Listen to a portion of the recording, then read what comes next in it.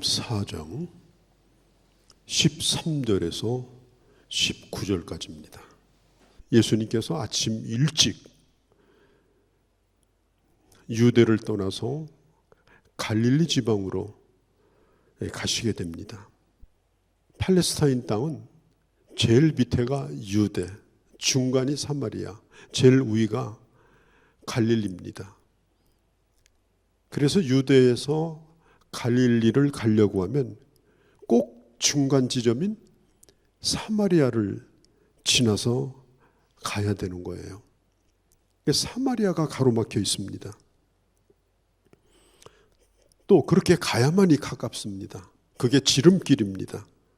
그런데 당시 유대 사람들은 사마리아 땅을 밟는 것을 좋아하지 않았습니다. 왜냐하면 거기에 살고 있는 사마리아 사람들과 상종을 하기 싫었던 것입니다. 그래서 바로 가면 빨리 갈 터인데 요단강을 건너서, 그러니까 예루살렘에서 여리고로 쭉 내려가면 요단강이 나와요. 요단강을 건너서 먼 거리로 돌아가지고 또 요단강을 건너서 갈릴리로 들어가요. 얼마나 불편한지 몰라요. 길이 없어서 안 다니는 것이 아니라 마음이 열려 있지 않은 거예요. 마음의 문이 닫혀 있는 거예요. 만나고 싶지 않기 때문에 그 땅도 싫은 거예요. 그래서 그 당시 유대 사람들은 사마리아를 길로 사용하지 아니했습니다. 예수님께서 아침 일찍이 유대를 출발해가지고 갈릴리로 가시는데 요한복음 4장 4절에 보면 이렇게 말합니다. 통행하여야 하겠는지라. 통행하여야 하겠는지라. 이 말은 내가 이 길로 꼭 가야 되겠다는 겁니다. 내가 이 길을 반드시 통과해야 되겠다는 것입니다. 그 말의 의도는 뭐냐면 강렬하게 그곳에 가지 않으면 안 되는 강력한 충동, 강력한 욕망, 강력한 의무감, 그런 생각이 우리 주님 가슴 속에 불타듯 타오른 거예요. 그래서 우리 예수님께서는 우회도로를 거쳐가지 아니하고 직선으로 가게 됩니다. 우리 주님이 지름길을 선택한 것이 아닙니다. 필연적으로 그곳에 가야 될 이유가 있는데 그게 뭐냐면 사마리아 땅에 들어가서 꼭 만나야 될 한 사람이 있기 때문이에요.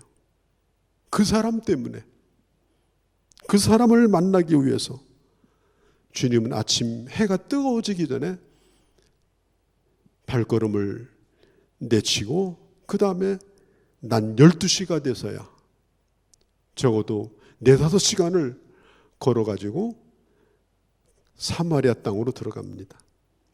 그 사마리아 땅의 수가라고 하는 동네에 도달하게 되어져요. 그때가 이제 점심때가 됐습니다. 그 수가라고 하는 동네는 예수님이 지금 도착해 있는 이 우물가, 수가의 우물가에서 약 2km 떨어진 곳이에요. 그래서 제자들에게 좀 먹을 걸 좀 구해와라. 그래서 제자들이 그 동네에 점심거리를 구하러 전부 갔습니다. 예수님 혼자 우물가에 더운데 이렇게 앉아 있는 거예요. 그런데 그때 마침 한 여인이 물을 길러 나오는 거예요. 참 이상한 일입니다. 왜냐하면 우리 시골에서도 옛날 그랬어요. 대낮에 물 들어오는 사람은 없습니다. 여인네들이 3, 5 모여서 물을 들어와서 간밤에 동네 뉴스도 듣고 남의 뒷담화도 하고 그리고 물 한 동이 떠서 머리에 이고 집으로 돌아가는 풍습이 옛날이나 그 유대 땅이나 우리나 똑같았습니다. 그래서 아침 일찍이 와서 물을 뜨고 가요. 그리고 동네 소식 다 듣고 가요. 그리고 사람들 뒷담화도 하고 그런 곳이에요. 뉴스를 듣는 곳이기도 하고 이상한 뉴스를 만드는 그런 곳이기도 합니다. 별로 좋은 곳이 아니죠. 그래서 이 대낮에 누군가가 물들어온다면 이유는 간단합니다. 사람들과 만나고 싶지 않은 겁니다. 사람들의 입에 오르내리고 싶지 않은 것입니다. 매우 날씨가 뜨겁습니다. 영상 40도를 올라가는 그런 날씨입니다. 거기에다가 그 먼 거리를 물동이를 이고 가는 건 쉬운 게 아닙니다. 그럼에도 불구하고 한 사람이 물을 길러 왔는데 그게 바로 오늘 등장하는 한 여인이었습니다. 그때 마치 와보니까 한 남자가 우물가에 앉아 있는 거예요.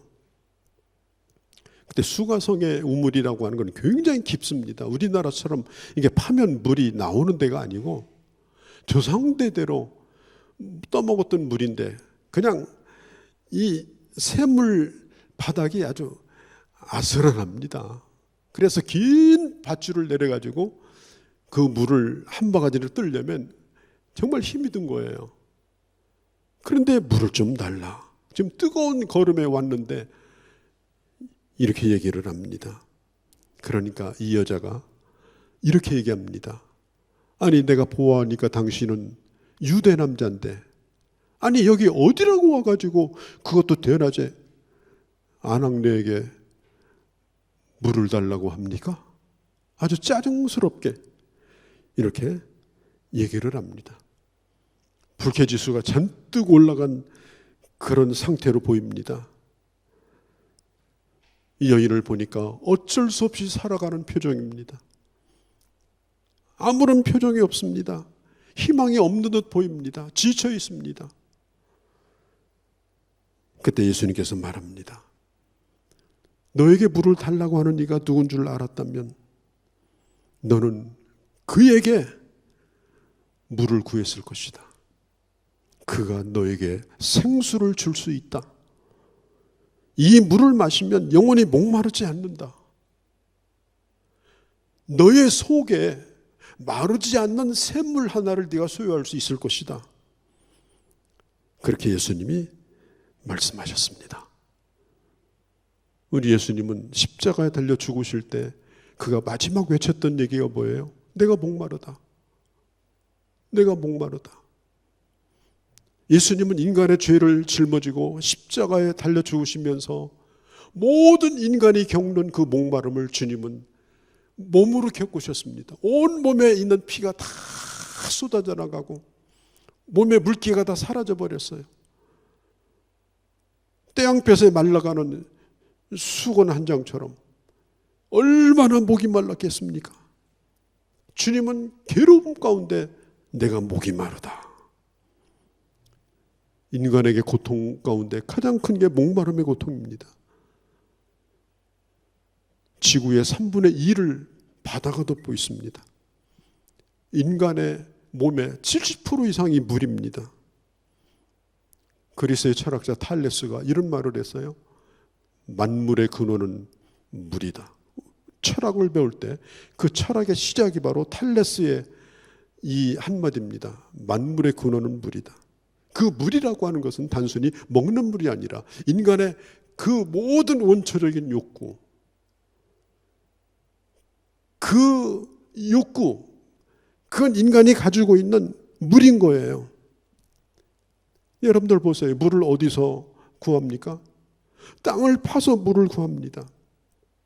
내가 성실히 땀을 흘리고 노력해서 물을 구하는 것 같지만 조금만 더 거슬러 올라가면 그 땅에서 나오는 물도 하늘에서 비가 오지 않으면 메말라 버립니다. 결국은 땅에서 마시는 물도 하늘에서부터 쏟아진 겁니다. 그래서 3년만 비가 오지 않으면 이 땅은 여러분 멀쩡한 땅도 사막이 됩니다. 뭐 풀이고 뭐고 나무고 다 말라 죽습니다. 비가 와야 되는 겁니다. 그래야 땅이 삽니다. 땅에서 물이 솟아나는 것이 아니라 하늘에서 쏟아져야 되는 것입니다. 이걸 여러분 잊어버리면 안 돼요. 물은 하늘에서 쏟아지는 거다. 진정으로 인간의 갈증을 만족시켜주는 근본이 어디냐? 땅을 파서 나오는 것이 아니다. 하늘에서부터 임할 때 인간은 목마름을 해결할 수가 있다. 지금 우주과학자들이 계속해서 지금 천체를 들여다보고 있습니다. 엊그제 아주 신기한 사진 하나가 발표가 됐습니다.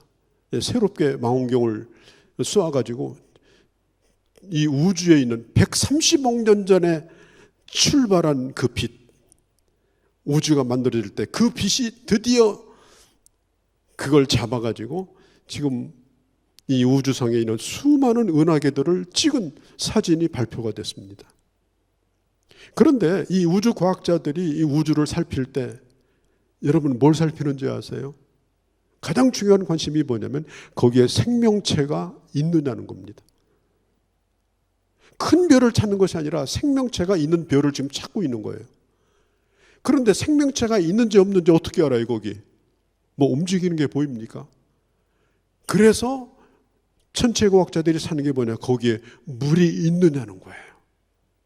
또 물이 있었던 흔적이 있냐는 거예요. 왜냐하면 물이 있으면 생명체가 있을 가능성이 있어요.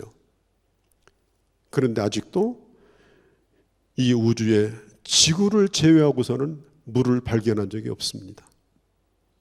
그렇게 이 물은 중요한 거예요. 우리는 목마를 때 물을 먹습니다. 한번 생각해 보십시다. 목말라서 물 한 바가지 먹어요. 그러면 목마를 때 그 물을 대신할 수 있는 게 뭐가 있겠어요? 물 외에는 어떤 것도 없습니다. 내가 메뉴를 이걸 먹고 싶으면 이걸 먹고 저걸 먹고 취미도 이렇게 또 저렇게 할 수 있어요. 그러나 목마름이라고 하는 것은 다른 것으로 대체가 안 됩니다. 물이어야 합니다. 물을 대신할 수 있는 것은 없습니다. 그러면 누가 목마르냐? 모든 인간이 목마릅니다. 돈 가졌다고 목마르지 않아요? 내가 뭐 재미 붙여서 지금 즐긴다고 목마르지 않아요? 모든 사람은 다 목마르게 돼 있습니다. 목마름을 숨겨보려고 미친 듯이 노력하지만 더 목마른 것입니다. 소금을 먹은 것처럼.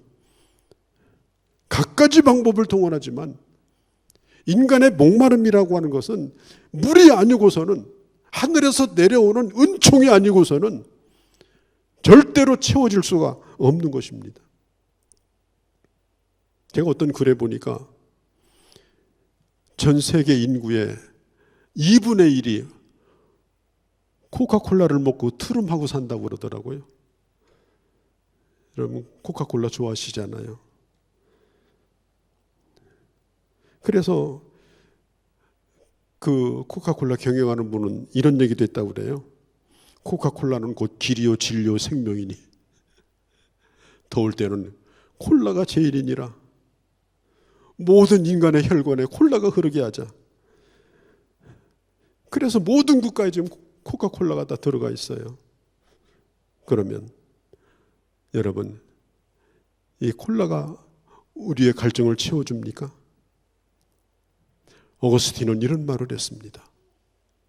인간은 우주와 같은 무한한 공간을 가지고 있는데 인간의 내면에 그 공간을 채울 수 있는 것은 하나님 한 분밖에 안 계시다. 인간의 공간은 너무나 크기 때문에 내가 뭐 아내를 사랑한다, 남편을 사랑한다, 난 자식을 사랑한다, 내가 하고 있는 일을 사랑한다.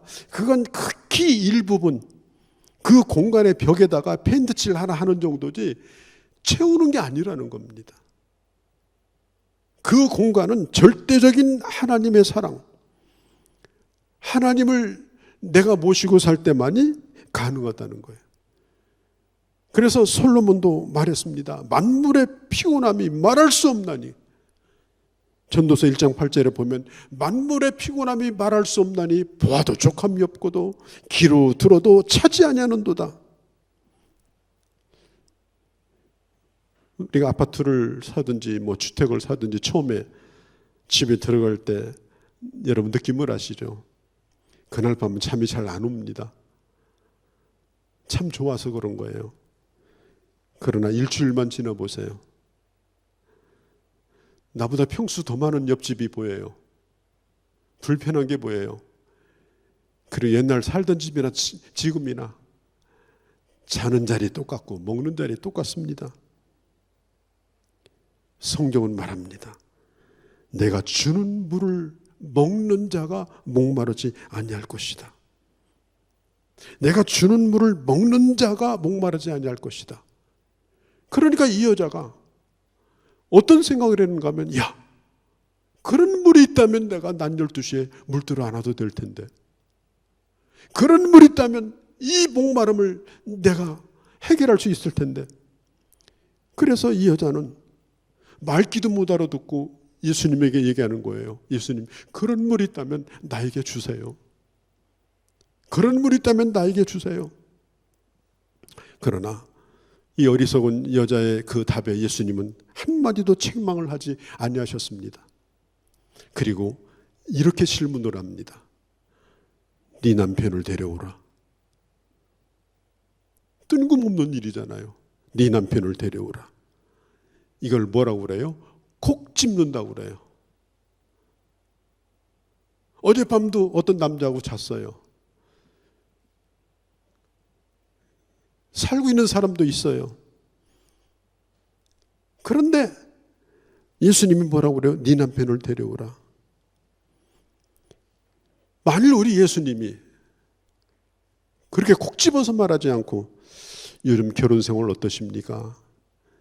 행복하십니까?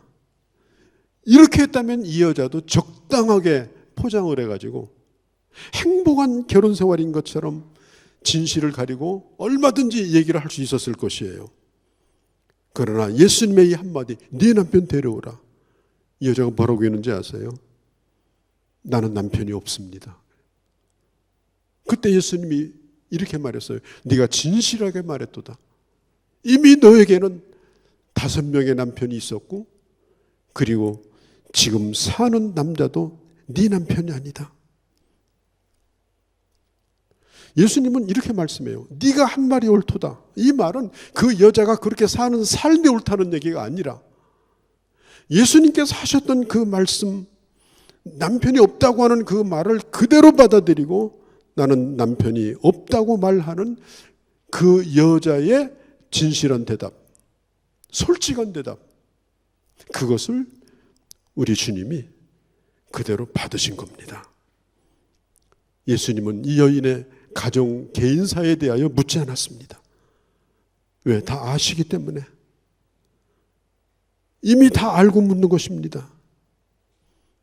여러분, 중요한 것은 우리 주님이 우리와 교제를 하고 대화를 나누실 때에 그 모든 걸 다 아시고서 대화를 나눈다는 걸 아셔야 됩니다. 이 여자가 얼마나 복잡하게 살았는지 짐작이 되지 않습니까? 남편이라고 불렀던 자가 5명이나 있는데 그 5명은 다 지나갔고 지금 사는 남편도 자기 남편이 아닙니다. 그러니 여러분, 인생이라고 하는 것은 그렇게 살라고 해서 산 건 아닐 거예요. 새끼줄이 꼬이듯이 꼬여가다가 한 번 꼬이고 2번 꼬이고 그러면 나도 모르는 사이에 그렇게 인생이 되는 겁니다. 그래서 이 여인은 예수님에게 전 남편이 없어요. 이미 모든 걸 아시고 보는 예수님 앞에 자기 자신이 있는 그대로 지금 솔직하게 주님 앞에 자기를 드러내고 있는 거예요. 예수님의 제자 가운데 나다나엘이 있죠. 바돌로메라고도 하는데 이 나다나엘이 예수님에 대한 얘기를 자기 친구로부터 들었습니다. 그러니까 나다나엘이 딱 하는 얘기가 뭐라고 그래요? 나사렛에는 그런 인물이 나올 때가 아니야. 거기서 나온 인물이라면 다 별 볼 일 없는 거야. 그랬어요. 거절했어요. 그렇게 하다가 이제 이 나다나엘이 예수님을 만났거든요. 그때 예수님이, 야, 너 조그맣고 뭐라고 그랬어?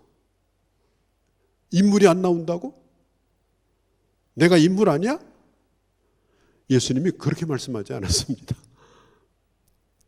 네가 조금 전에 무화과 나무 밑에 있는 걸 내가 보았느니라. 유대인들은 무화과 나무 밑에서 기도를 합니다. 그 말 한마디에 모든 걸 다 알고 계시지만은 너 아까 뭐라고 말했어? 그렇게 말하지 아니하시고, 그러함에도 불구하고 그가 하나님을 경외하며 하나님 앞에 기도했던 그 모습을 주님이 말씀하셔요. 나다니엘이 큰 감동을 받습니다. 금방 자기가 예수님 욕했는데 그건 말하지 않고, 너 조금 아까 기도했지? 무화과나무 밑에 있었지? 너무 감동이 됐어요. 즉시로 주님을 따랐어요. 주님은 우리를 아신다고 해서 내가 너 가정 상담해 줄게, 얘기해봐, 주님은 절대로 그렇게 하지 않습니다. 우리가 상담받는 거 조심해야 돼요. 우리 주님은 아시면서도 그런 걸 묻지 않습니다. 이미 주님 앞에 더 이상 비밀이 필요가 없습니다. 왜? 말하지 않아도 알기 때문에. 여러분, 우리가 살다 보면은 내 비밀을 알고 있는 사람을 여러분 만나고 싶어요? 안 만나고 싶어요? 대부분은 안 만나고 싶습니다.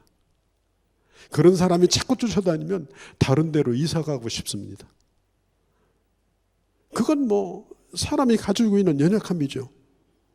그런데 우리 예수님은 그 아시는 걸 가지고 나를 정죄하거나 나를 파헤치는 분이 아니라는 것을 알기 때문에, 나를 너무나 잘 알지만은 그러나 나를 사랑하시는 것을 이 여자는 그 몇 마디 가운데 딱 알게 됩니다.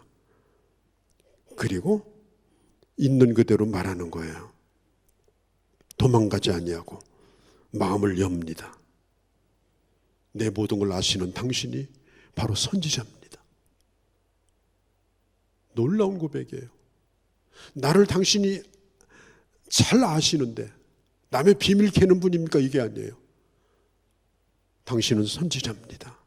선지자에게 나를 너무나 잘 아십니다. 알고 있을 뿐 아니라 뭔가 나에 대한 답도 가지고 계시고 대책도 가지고 계신 거 압니다. 그러면서 예배에 대한 얘기를 이 여자가 물어요. 이렇게 묻습니다. 예수님, 우리 사마리아 사람들은 그리심산에서 예배를 드리는데, 그리심산에 예루살렘 성전이 있는데 따로 자기들 성전을 만들어 가지고 거기서 예배를 드려요. 그러니까 그리심산에서 우리가 예배를 드리는데 당신 유대인들은 예루살렘에서 드리지 않습니까? 어디에서 예배 드려야 됩니까? 그때 물을 때 예수님이 뭐라고 대답하는가 하면, 이 산에서도 말고 저 산에서도 말고. 예배는 장소가 중요한 게 아니다. 장소가 중요한 것이 아니다. 영적인 예배를 드릴 때가 온다. 영과 진리로 예배를 드릴 때가 온다. 23절 24절 그때가 되면은 하나님은 진정으로 예배하는 자를 찾으신다. 그때 이 여인이 그리스도라고 하는 메시아가 오시리라고 하는 것도 제가 압니다. 그분이 오시면 저는 그분을 예배하고 싶습니다. 장소가 중요한 것이 아니라면 나는 그분을 만나면 나는 그분 앞에 지금 무릎을 꿇을 수 있습니다. 그분을 예배하고 싶습니다. 이 얼마나 기가 막힌 고백이에요. 그때 우리 주님이 놀라운 말씀을 하십니다. 26절에 내가 바로 그니라. 네가 찾고 있는 네가 바로 나야. 헬라로 에고 에이미, I am that I. 내가 바로 그야. 놀라운 고백입니다. 지금 이 여인이 목말라서 찾고 있던 그분이 바로 예수님이에요. 그분이 그 바로 앞에 서 있는 거예요. 예수님이 바로 해답인 거예요. 물을 뜨러오는 것, 남편을 5씩이나 같이 생활을 했던 것, 그 모든 복잡한 인간사 모든 것들이 그것을 한꺼번에 풀 수 있는 해답, 그게 바로 예수였습니다. 여러분, 우리가 복음을 전할 때 3시간 필요하지 않습니다. 30분 필요하지 않습니다. 3분이면 됩니다. 내가 믿는 예수를 말하는 데는 시간이 오래 걸리지 않습니다. 3분이면 됩니다. 그분이 해답이기 때문에 단순해야 됩니다. 베드로전서 3장 15절에 너의 소망이 무엇이냐고 묻는 자들에게 뭐라고 대답해야 될지 항상 마음에 준비하고, 그리고 살라고 주님이 말씀해 주셨어요. 우리는 이걸 준비하고 살아야 돼요. 사람 붙잡아 놓고 진 빼고 이렇게 하면 안 돼요. 전도도 안 됩니다. 분명한 예수 그리스도가 내 인생의 해답일 뿐 아니라 저 사람 인생의 해답임을 믿고 이 분명한 확신과 이 메시지와 이 답을 가지고 사는 사람은 뭐라고 그래요? 에고 에이미, 내가 바로 그니라. 그 답이 바로 예수 그리스도다. 그 현장에서 꼭 그 얘기를 해줄 수도 있지만 할 형편이 안 된다면 다음 주 예배당에 오면 답이 있습니다.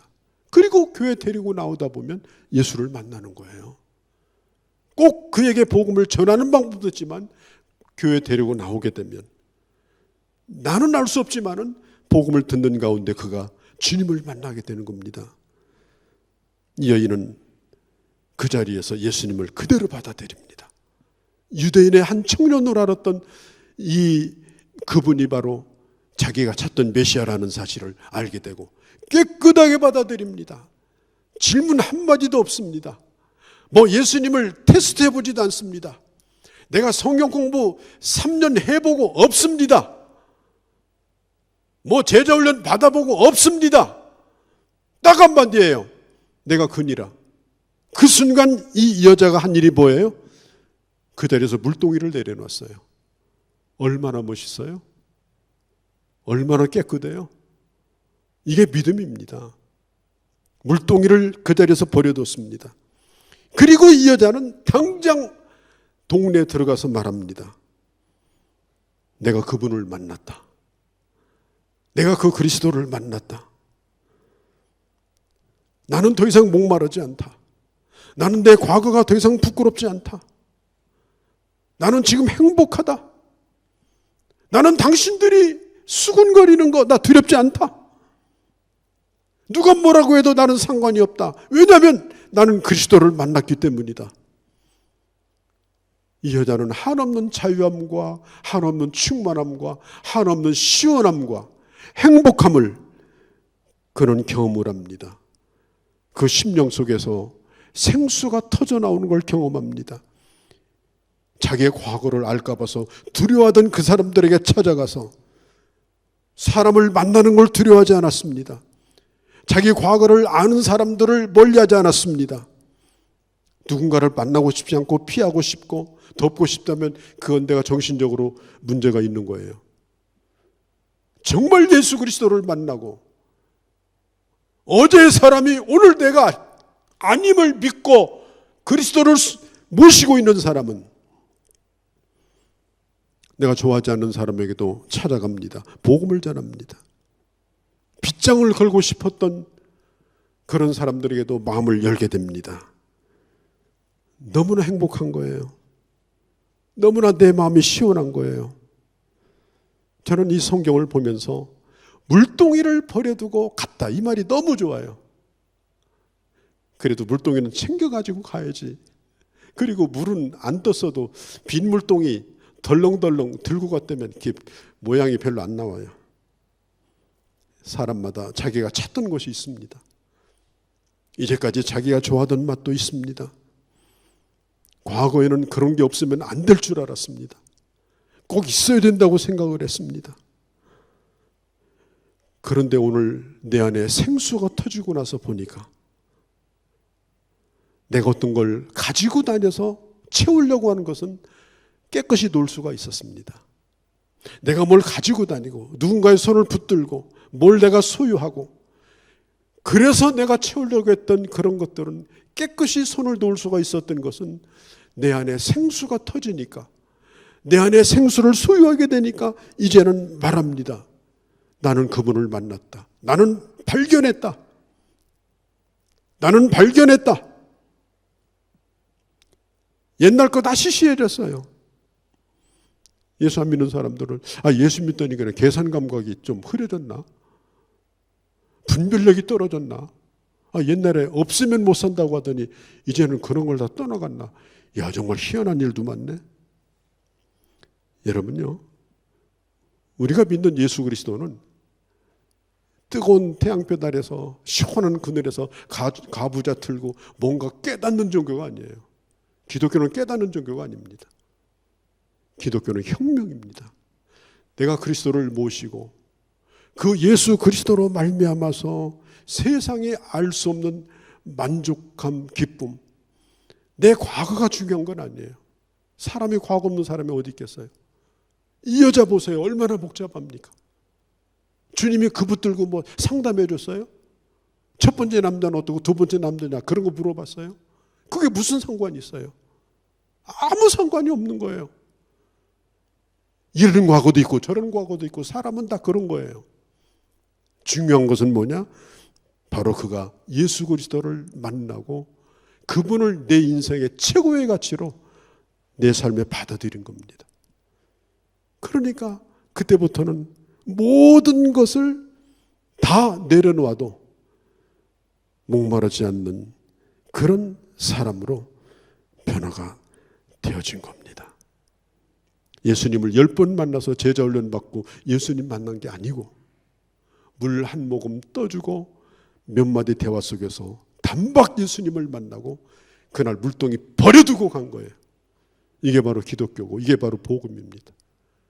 바로 우리와 함께 하시는 예수 그리스도는 바로 오늘 우리에게 그런 분이라는 사실입니다. 우리는 매우 어려운 때를 살고 있고 또 사람들마다 너무너무 힘들어서 예수 믿는 사람도 육체를 가지고 있기 때문에 삶이 너무 고달프고 어떤 때는 너무 어려워서 내가 어떻게 살아야 되나 이런 고민을 할 때도 우리 안에 많이 있습니다. 그러나 내 모든 걸 아시면서 세상의 것을 초월하고 뛰어넘는 만족감 그리고 가치 그리고 기쁨, 그래서 이 어려움이 어려움으로 느껴지는 것이 아니라 오히려 나와 같이 똑같이 어려운 사람들을 향해서 나를 아는 사람들을 향해서 예수 그리스도를 충분히 말하고 오히려 이 세상에 시원함을 더해줄 수 있는 그런 멋진 하나님의 사람으로 여러분 살아가시기를 주의 이름으로 축원합니다. 걸어가신 우리 아버지, 오늘 이 한 여인 그가 살아온 인생을 얘기하라면 얼마나 아프고 힘들겠습니까? 그러나 주님은 단 한마디도 묻지 아니하고 네가 진실을 말하였도다. 그렇도다. 그러나 나를 믿으라. 그러나 나를 받아들이라. 내가 곧 목마르지 않는 물이다. 이 여인은 그 순간 물동이를 내어던지고 자기를 비판하고 피하고 싶었던 그곳을 향해서 이제는 솟아나는 샘물을 가지고 그 동네를 완전히 변화시켰던 기독교 역사의 최초의 여 전도자였습니다. 아버지 하나님, 목마른 이 시대에 저희들의 잔을 채워 주시옵소서. 저희들에게 더욱더 넘치는 은혜를 베풀어 주옵소서. 이 시간 예수 그리스도를 인격적으로 내 삶에 영접하고 그 주님 앞에 맡기고 그리고 힘있게 나갈 수 있도록 믿음과 용기를 더하여 주시옵소서. 우리 주 예수님의 이름으로 기도하옵나이다. 아멘. 우리의 왕이요 또한 우리의 생수의 근원 되신 예수 그리스도의 은혜와 우리를 극진히 사랑하셔서 그 아들을 이 땅에 보내주신 성부 하나님의 그 사랑하심과 지금부터 세상 끝날까지 우리를 떠나지 아니하시며 교통하시며 인도하시는 성령의 역사하심이 오늘 예배 중에 함께한 모든 주의 자녀들과 우리 교회와 이 땅에 있는 교회들과 내 조국 대한민국과 그리고 모든 민족과 열방 가운데 이제로 영원히 함께 계실지어다. 아멘.